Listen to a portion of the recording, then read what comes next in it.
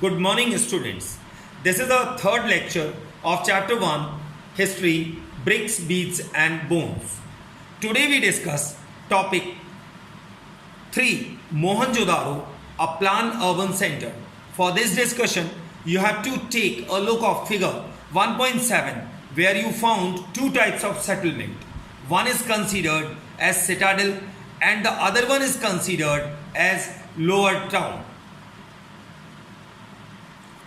The citadel owes its height to the fact that buildings were constructed on mud brick platforms. It was walled, which means that it was physically separated from the lower town. Mainly it belongs to the richer section or the ruling section of the society, or for some rituals or ceremonial works in the society. While most Harappan settlements have a small high western part and a larger lower eastern section, still there are variations. At sites such as Dholavira and Lothal, the entire settlement was fortified and sections within the town were also separated by walls. The citadel within Lothal was not walled off but was built at a height. This shows that they are following some of the social rules inside the society. It seems that the settlement was first planned and then implemented accordingly. Other signs of planning include bricks which, whether sun-dried or baked, were of a standardized ratio where the length and breadth were 4 times and twice the height respectively. Such bricks were used at all Harappan settlement.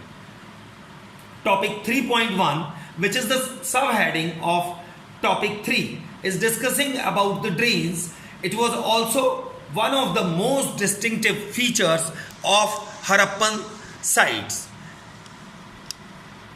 Students, look figure 1.8 that shows a drain of Mohenjo-daro. Notice the huge opening of the drain. If you look at the plan of the lower town, you will notice that roads and streets were laid out along an approximate grid pattern intersecting at right angles. It seems that streets with drains were laid out first and then houses built along them. Students, every house was connected to the street drains. The main channels were made of bricks set in mortar and were covered with loose bricks that could be removed for cleaning. Topic 3.2 is discussing about domestic architecture of Harappan people.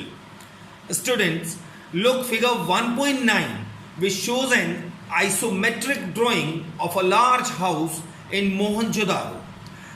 The lower town at Mohenjo-daro provides examples of residential building. Many were centered on a courtyard with rooms on all sides. The courtyard was probably the center of activities such as cooking and weaving, particularly during hot and dry weather. Harappan architects also remember the privacy of pupils. There are no windows in the walls along the ground level. The main entrance does not give a direct view of the interior or the courtyard. Every house had its own bathroom paved with bricks, with drains connected through the wall to the street drains. Some houses have remains of staircases to reach a second story or the roof. Many houses had wells, often in a room that could be reached from the outside and perhaps used by passers also. Scholars estimated total 700 wells in Mohenjo-daro.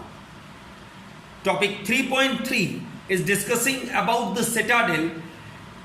Here we found structures that were probably used for special purposes. The first one is bear house. It is a massive structure in which the lower portion is made up of bricks, while the upper portion of this structure is made up of wood.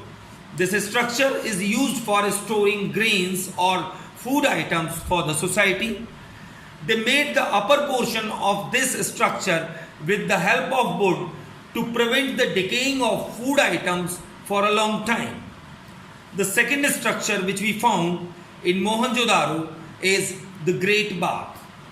The Great Bath is without doubt the earliest public water tank in the ancient world.